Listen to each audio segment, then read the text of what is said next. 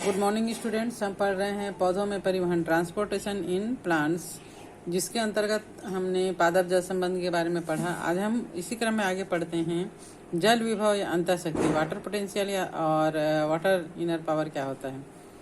जल विभव आप लोगों ने पढ़ा, फिजिक्स में पढ़ा होगा। ये जल की गति या परिवहन को समझने के लिए एक बेसिकली फंडामेंटल कॉन्सेप्ट है। जल विभव को सुनिश्चित करने के लिए दो मुख्य कारक होते हैं, एक तो विलय विभव या विलय अंतःशक्ति और दूसरा दाब विभव या दाब अंतःशक्ति। अब किसी भी परासरणी तंत्र में, परासरणी तंत्र मतलब जहाँ पर एक अर्धपारगम्य झिल्ली है, उसमें जल जो है वो उसकी गति उसके खुद के अधिक सांद्रता से खुद के कम सांद्रता की ओर इसकी गति होती है। तो जल की गति को ऊर्जा के नियम के अनुसार समझा जा सकता है, जो ऊष्मागतिकी के नियमों के अनुसार होता है। जैसे आप लोगों ने फिजिक्स में पढ़ा है कि किसी भी विलय विलायक तंत्र के प्रत्येक घटक में उसकी कुछ मुक्त ऊर्जा होती है और इसी मुक्त ऊर्जा के कारण वो कार्य करता है। जितनी ज्यादा उसकी मुक्त ऊर्जा होगी, कार्य करने की क्षमता उसकी उतनी ही ज्यादा होती है, और जितनी मुक्त ऊर्जा कम होती है वह जो घटक है वो कम कार्य कर पाता है। जल या विलायक, जल हमेशा विलायक का काम करता है, चीजों को घोलने का काम करता है। इसकी मुक्त ऊर्जा जो है वो हमेशा अधिक होती है और ये इसकी जो गति होती है वो अधिक मुक्त ऊर्जा से कम मुक्त ऊर्जा की ओर होती है। शुद्ध जल की मुक्त ऊर्जा सबसे अधिक होती है। जैसे जैसे इसमें हम किसी पदार्थ को मिलाते जाते हैं, जैसे पादप के अगर जीव द्रव्य की बात करें तो इसमें बहुत सारे कण जो है वो घुले होते हैं, तब इसकी मुक्त ऊर्जा कम होती है। अगर हम पादप कोशिका को किसी शुद्ध जल में रखते हैं तो शुद्ध जल की मुक्त ऊर्जा ज्यादा और पादप कोशिका की जल की जो मुक्त ऊर्जा है वो कम होगा। तो इस प्रकार ये जो अंतर होता है इसे ही जल का विभव या वाटर पोटेंशियल कहा जाता है। जब जल उच्च जल तंत्र वाले तंत्र से कम जल विभव वाले तंत्र की ओर जाता है और पदार्थ की गति की ये प्रक्रिया ऊर्जा की प्रवणता के अनुसार होता है और विसरण कहलाता है। जल के रासायनिक विभव को भी जल विभव के रूप में प्रदर्शित करते हैं। तब जल का जो विभव होता है उसे साई कहा जाता है, जो कि शुद्ध जल के अणुओं की मुक्त ऊर्जा माइनस विलयन में जल के अणुओं की मुक्त ऊर्जा के बराबर होती है।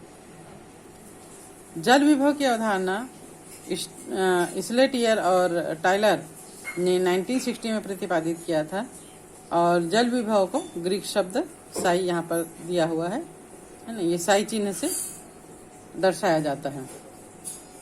जल विभव की सामान्य इकाई पास्कल या पीए है।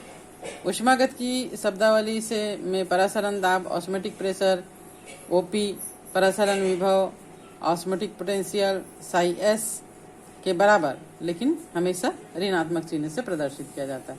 इस प्रकार हम कह सकते हैं psi S is equal to minus OP. Psi S क्या है? ऑस्मोटिक पोटेंशियल है और साई पी क्या है? ऑस्मोटिक प्रेशर है, जो कि हमेशा ऋणात्मक होता है।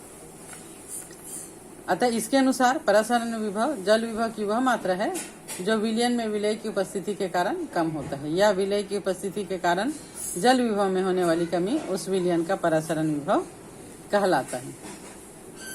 कोशिका की वह सतह जो जल का अधिशोषण करती है, कोशिका की वो क्या कहलाती है? मैट्रिक्स कहलाती है। ओके, मैट्रिक्स के द्वारा उत्पन्न विभव को मैट्रिक्स विभव, मैट्रिक्स पोटेंशियल कहा जाता है। तब इसको साई एम के द्वारा प्रदर्शित किया जाता है और ये भी ऋणात्मक होता है।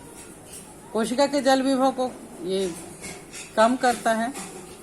मैट्रिक्स विभव मृदा में महत्व रखता है लेकिन परासरण में ये महत्व नहीं रखता, और दाब विभव हमेशा धनात्मक होता है, इसके कारण जल विभव बढ़ता है। तो इस प्रकार हम कह सकते हैं जल विभव यानी psi is equal to psi M plus psi S plus psi P, जहाँ पर साई एम मैट्रिक्स विभव, साई एस परासरण विभव और साई पी जो है वो दाब विभव होता है। चूंकि परासरण में साई एम विभव होता नगण्य होता है, नेग्लिजिबल होता है, इसलिए हम कह सकते हैं psi is equal to psi S plus psi P. इस प्रकार किसी तंत्र का जल विभव साई उस तंत्र के परासरण विभव एवं दाब विभव के योग के बराबर होता है। दाब विभव को धनात्मक या प्लस चिन्ह के द्वारा, विलेय विभव को माइनस चिन्ह के द्वारा दर्शाते हैं। इस प्रकार जो स्लथ व स्फीत कोशिकाओं में विभव जो है वो होगा psi is equal to psi S plus psi P. ये स्फीत कोशिकाओं में, स्फीत मतलब जो जिसमें पानी की मात्रा प्रचुर होती है।